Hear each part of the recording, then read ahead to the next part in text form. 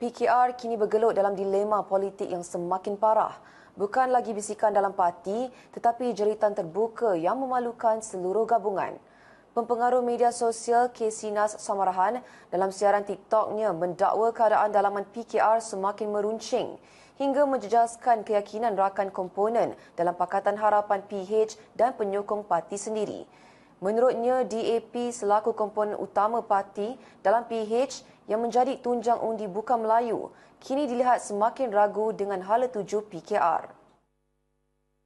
Paparan video berkenaan turut menegaskan bahawa kritikan paling lantang terhadap kepimpinan parti kini datang daripada penyokong tegar PKR sendiri, khususnya kelompok pro Datuk Seri Rafizi Ramli yang merasakan parti semakin jauh daripada idealisme reformasi. Rafizi tanpa berserindung menyatakan bahawa jika orang luar buat salah, dihentam. Namun apabila kalau geng sendiri buat salah, perkara itu disenyap. Satu perkara yang makin ketara dalam PKR hari ini ialah sikap tim damai yang seolah-olah tidak boleh menerima kritikan. Setiap teguran daripada ahli sendiri, sama ada tentang hala tuju parti, prestasi kepimpinan atau isu strategi, sering dianggap sebagai serangan, bukan sebagai usaha membina. Apabila pimpinan memilih untuk menutup telinga dan mengelak perbincangan terbuka, parti akhirnya kehilangan semangat reformasi yang menjadi asas perjuangan PKR.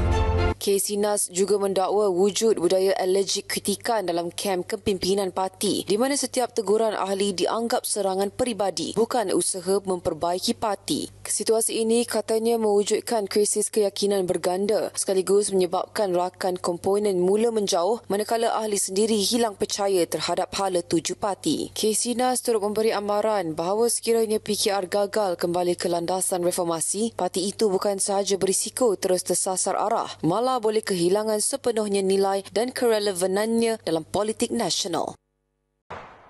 Dalam perkembangan terbaru, Ahli Parlimen Pandan, Datuk Seri Rafizi Ramli, mendakwa beberapa anggota PKR menjadi sasaran Siasatan Suruhanjaya Pencegahan Rasuah Malaysia SPRM selepas dilihat tidak lagi digemari sesetengah pemimpin parti. Rafizi berkata tindakan itu berlaku terutamanya terhadap calon yang menentang Nurul Izzah Anwar dalam perebutan jawatan timbalan Presiden PKR pada pemilihan Mei lalu. Masa pemilihan PKR yang lepas, bulan Mei semua tu kan, sebenarnya ada ramai calon-calon PKR yang ditahan oleh SPRM.